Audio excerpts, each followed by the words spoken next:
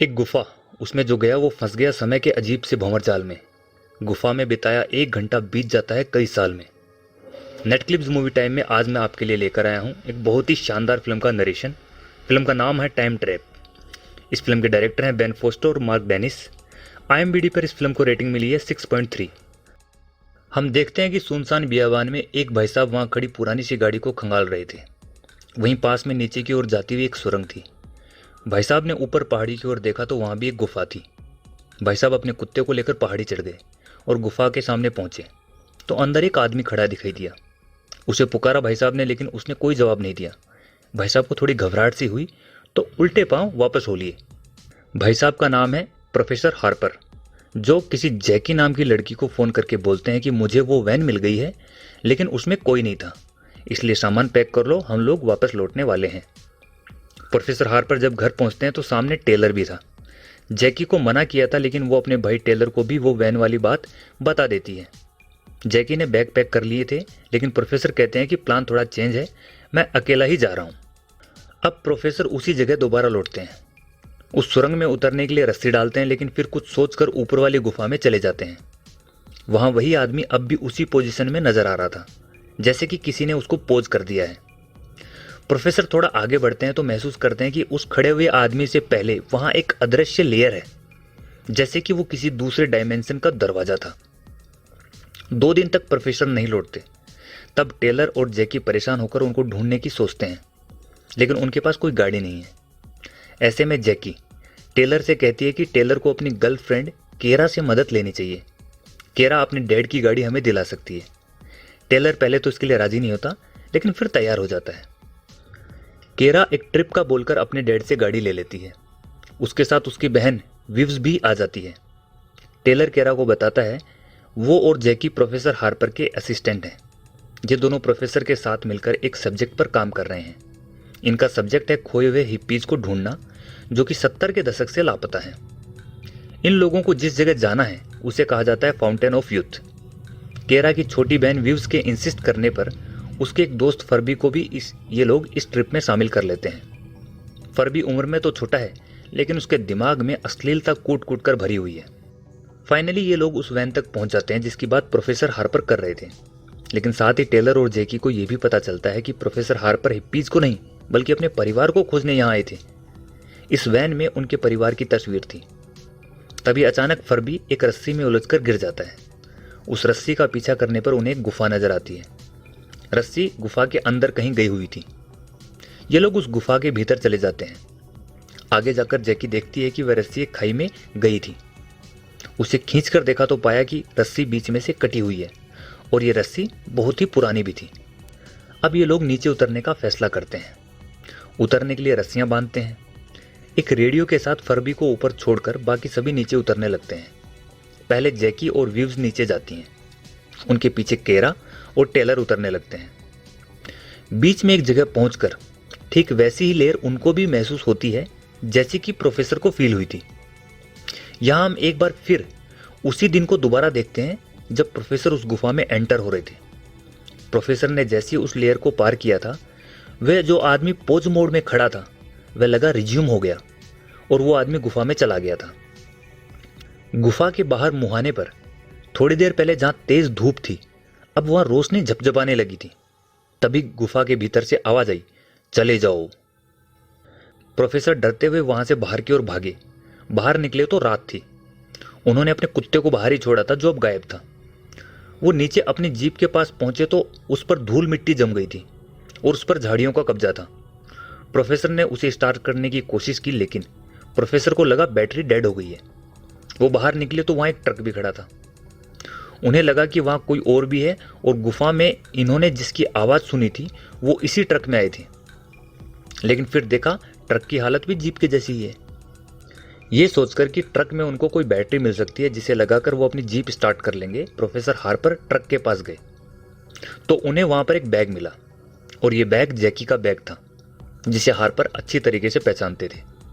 मतलब ये वही ट्रक था जिसमें टेलर, जैकी, केरा, विव्स और फर्बी यहाँ आए थे और हार्पर के साथ साथ वो सब भी टाइम लूप में अब फंस चुके हैं। कुछ सोचकर प्रोफेसर हार्पर उस गुफा में दोबारा चले जाते हैं। अब हम केरा और टेलर को देखते हैं जो कि नीचे उतर चुके थे। विव्स और जैकी नीचे गुफा को एक्सप्लोर करने लगते हैं। तभी वहां एक आवाज आती है, जाओ। विव्स और जैकी डर कर पीछे दौड़ते हैं कि गुफा में से किसी के चीखने की आवाज आती है। तो वो लोग बहुत डर गए। वो लोग अब वापस लौटना चाहते हैं और सबसे पहले जैकी एक रस्सी के सहारे चढ़ने लगती है, लेकिन रस्सी बीच में टूट जाती है और जैकी नीचे टेलर पर आ गिरती है। इससे टेलर के हाथ में फ्रैक्चर आ जाता है और जैकी को भी चोट लगती है। टेलर दूसरी रस्सी को खींचकर देखता है तो वो भी बीच में से कटी हुई थी। उन्हें लगा ये फर्बी ने किया है। वो उसे रेडियो करते हैं लेकिन कोई जवाब नहीं आता। फिर अचानक रेडियो पर कोई रिप्लाई करता है और उनसे हेल्प मांगता है। टेलर ने पूछा, क्या तुम प्रोफेसर हार्पर हो? तो सामने से किसी एडल्ट आदमी की आवाज आई, नहीं, मैं फर्बी हूं, टेलर मेरी मदद करो। उनमें से किसी को यकीन नहीं होता कि यह फर्बी हो सकता है। अब गुफा में जाना ही एक रास्ता था। जैकी वहीं रुकती है और बाकी तीनों भीतर चले जाते हैं। कुछ दूर पर उन्हें रोशनी नजर आती है, लेकिन उन्हें अजीब लगता है क्योंकि यह रोशनी गुफा के ऊपर से आ रही थी जो ठहर नहीं रही थी। मतलब कि जैसे कोई ऊपर से किसी फ्लैश लाइट से खेल रहा था। केरा सबसे आगे थी। उसने ऊपर देखा तो वहां भी एक रस्सी कटी हुई थी। तभी उसने नीचे देखा तो उसकी चीख निकल गई। उसने टेलर से पीछे हटने को कहा। कुछ था जो वह विव्स को दिखाना नहीं चाहती थी। तभी जैकी भी वहां आ जाती है। केरा के रोकने के बावजूद वो सब देख लेते हैं। नीचे फर्बी की लाश गिरी हुई थी। उसकी रस्सी भी कटी हुई थी। उन्होंने अनुमान लगाया कि फर्बी जब यहां से उतर रहा होगा तब उसकी भी रस्सी किसी ने काट दी होगी। फर्बी का कैमरा अब भी चालू था। वो उसे देखने लगे और इन सब के होश उड़ गए ये देख कर कि उनके नीचे आने के बाद से फर्बी के कैमरे में 2 दिन की रिकॉर्डिंग थी, जिसमें शाम होना, फिर रात होना, फिर दूसरा दिन होना, ये सब था। जबकि इन लोगों को नीचे उतरे केवल 1 ही घंटा बीता था। रिकॉर्डिंग से पता चला कि जब फर्बी ऊपर उन्हें ढूंढ रहा था तब उसे ये रास्ता नजर आया था और उसे एक पुरानी किताब भी मिली थी जिसे उसने पूरा पढ़ा था। उस किताब के हिसाब से पूर्वज लोग पानी के रास्ते इस टाइम ट्रैप से बाहर आ सकते थे। एक रानी ने इस जादुई पानी को ढूंढने के लिए बहुत से लोगों को भेजा था, लेकिन ढूंढने वाले खुद ही गुम हो गए थे। यहां हमें पता चलता है कि हार्पर के पापा भी हार्पर के बहन के इलाज के लिए इस पानी को ढूंढने निकले थे, जो कि किसी गंभीर बीमारी से पीड़ित थी। आखिरकार जब फर्बी का खाना भी खत्म हो गया था तब फर्बी ने इस रास्ते से नीचे उतरने का फैसला किया था। यह कैमरा तब भी चालू था जब फर्बी शायद 2 आयामों के बीच में था। आसमान में तब बादल और सूरज की गति कई गुना तेज हो गई थी और फिर अचानक रस्सी टूट गई और फर्बी बहुत ऊंचाई से नीचे गिरा था। ये लोग इस टाइम लैप्स को अभी तक समझे नहीं थे। केरा बोली कि शायद हम चलते चलते सो गए होंगे, लेकिन जैकी कहती है कि ये नामुमकिन है। केरा क्योंकि शुरू से नीचे उतरने के खिलाफ थी, इसलिए वो टेलर को इसका जिम्मेदार ठहराती है। उसे लगता है कि टेलर को पता है कि ये सब क्या हो रहा है और क्यों हो रहा है। अब केरा क्योंकि रॉक क्लाइंबिंग जानती है, इसलिए जहां से फर्बी टपका था वह उसी रास्ते ऊपर चढ़ने का फैसला करती है। टेलर उसे एक जीपीएस देते हुए कहता है कि यह धरती के किसी भी कोने से काम करेगा और बिना मदद लिए यहां अकेले अब मत आना। उसके बाद केरा चट्टानों पर चढ़ते हुए वहां से बाहर निकल जाती है, लेकिन बाहर तो धरती का रूप ही बदल चुका था। उसे तो सांस लेने में भी दिक्कत होने लगती है और टेलर ने उसे जो जीपीएस दिया था वो तक भी काम नहीं कर रहा था। उसकी नज़र ऊपर उठती है तो उसे विश्वास नहीं होता। उसे बड़ा सा कोई स्पेस स्टेशन नजर आ रहा होता है। वह कई सवालों के साथ वापस नीचे उतर जाती है। केरा नीचे लौटती है तो किसी को उसकी बात पर यकीन नहीं होता। उन्हें तो यह लगता है कि वह ऊपर पहुंची ही नहीं, क्योंकि वह कुछ पल में ही लौट आई थी, जबकि केरा का कहना था कि वह ऊपर लगभग आधे घंटे तक रुकी थी। तब केरा अपने मोबाइल की रिकॉर्डिंग उन्हें दिखाती है। इससे साबित हो गया कि केरा सच बोल रही थी। अब उन्हें कुछ कुछ समझ आने लगता है कि यह कुछ टाइम लैप्स का खेल है। ऊपर से आती हुई रोशनी जो इतनी रफ्तार से बदल रही है वो तेजी से बदलते दिन और रात की वजह से हो रहा है। इसके बाद वो फर्बी के कैमरे को दोबारा चलाते हैं तो देखते हैं कि फर्बी जब नीचे गिरा था तब तक वो जिंदा था और रेडियो पर इनसे मदद मांगने वाला फर्बी ही था। लेकिन तभी वो कैमरे की रिकॉर्डिंग में देखते हैं कि कोई आता है वहां जो फर्बी को मार डालता है। सभी लोग इससे बहुत डर जाते हैं। अब की बार केरा रस्सी लेकर फिर से ऊपर चढ़ने लगती है ताकि ये सभी यहां से बाहर निकल जाएं। इसी दौरान विव्स फर्बी की रिकॉर्डिंग को गौर से देखती है और ये देखकर सब हैरान हो जाते हैं कि जिसे वो दिन रात बदलने की लाइट समझ रहे थे वो वास्तव में मौसम बदलने का क्रम था। केरा अभी आधे रास्ते में ही थी कि तभी उसे एक मेटल की लंबी सी स्टिक नीचे आती दिखती है और देखते ही देखते वो लैडर में बदल जाती है। घबराते हुए केरा उस पर चढ़कर ऊपर जाने लगती है तभी कोई उस सीढ़ी से नीचे आता हुआ दिखाई देता है। केरा तुरंत सीढ़ी से नीचे उतर जाती है। यह एक ब्लैक कलर का मशीनी सूट पहने हुए कोई लंबा सा इंसान था। वो उसे अचरज से देख ही रहे थे कि इसी समय गुफा से एक केवमैन उस ब्लैक सूट वाले पर हमला कर देता है। यहां से आगे ब्लैक सूट वाले इंसान को मैं नरेशन के दौरान ब्लैक कहकर बुलाऊंगा, आप समझ जाइएगा। तो ब्लैक ने उस केवमैन के गले पर एक डिवाइस लगाकर उसे नीचे पिन डाउन कर दिया। यह देखकर वो सब डरकर वहां से भाग जाते हैं। ब्लैक भी उनके पीछे पीछे आ रहा होता है। आगे उन्हें एक औरत की बॉडी नजर आती है जिसकी सांसें थमी हुई थी लेकिन शरीर अभी भी गर्म था। मतलब उसकी मौत अभी थोड़ी देर पहले ही हुई होगी। और यह हार्पर की माँ थी जो 40 साल पहले खो गई थी। वहीं पास में हार्पर के पिता भी इसी कंडीशन में पड़े थे। थोड़ी दूर पर एक लड़की की बॉडी भी थी जहां 3 केवमैन उसे घेरे बैठे थे। केवमैन ने उनको देख लिया था। टेलर ने सबको वहां से जाने को कहा और खुद उनका मुकाबला करने लगा, लेकिन तीनों ने टेलर को बुरी तरह जख्मी कर दिया और फिर बाकी लोगों का पीछा करने लगे। केरा उन केवमैन्स को चकमा देकर जल्दी ही टेलर के पास आ जाती है, लेकिन उसका सर बुरी तरह जख्मी था। केरा उसे बाहों में लेकर रोने लगी। तभी ब्लैक भी वहां आ गया। थोड़ी दूर पर वहां एक पानी का छोटा सा पॉन्ड था। ब्लैक ने उसमें से थोड़ा पानी एक ट्यूब में भरा और वापस जाने लगा। फिर कुछ सोचकर वह रुका और टेलर को उस पॉन्ड की तरफ खींचकर ले जाने लगा।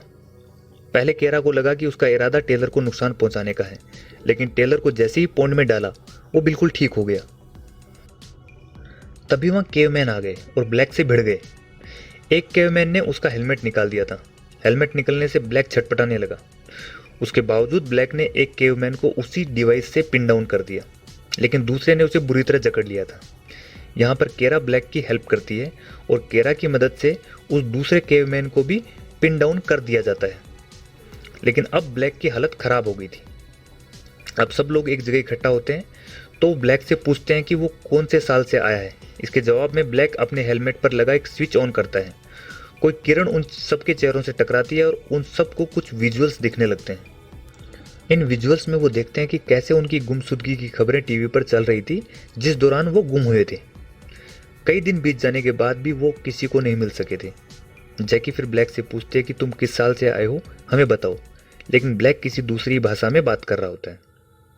ब्लैक दम तोड़ देता है, लेकिन मरने से पहले वह एक और बटन दबाता है तो उन्हें कुछ नए विजुअल्स दिखते हैं।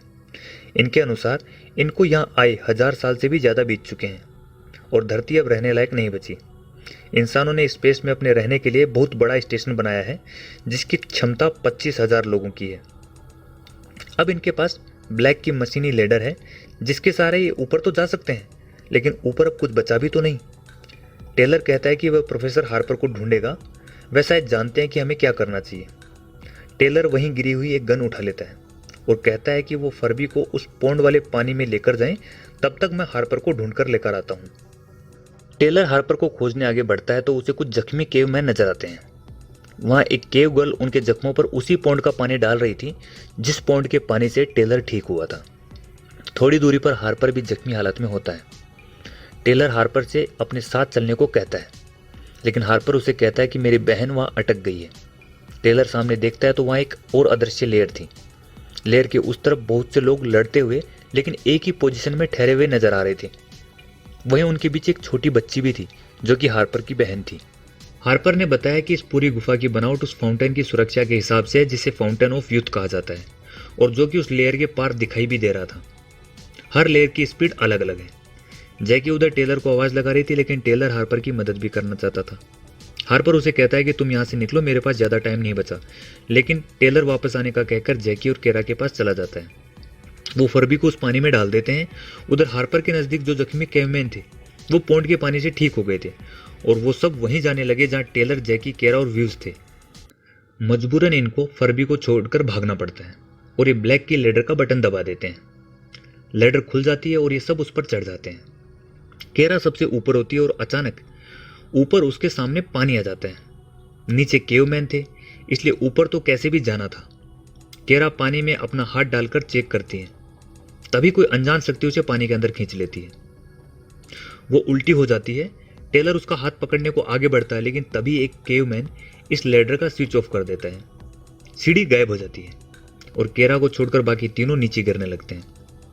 केरा को खींचने वाले हाथों ने उसके चेहरे पर एक मास्क पहना दिया था, ऐसा हम देख पाते हैं। अब हम पानी के ऊपर से देखते हैं तो हमें पता चलता है कि वह पानी भी एक टाइम लेयर थी, क्योंकि ऊपर की तरफ से तीनों गिरने की पोजीशन में लेकिन ठहरे हुए दिखाई दे रहे थे।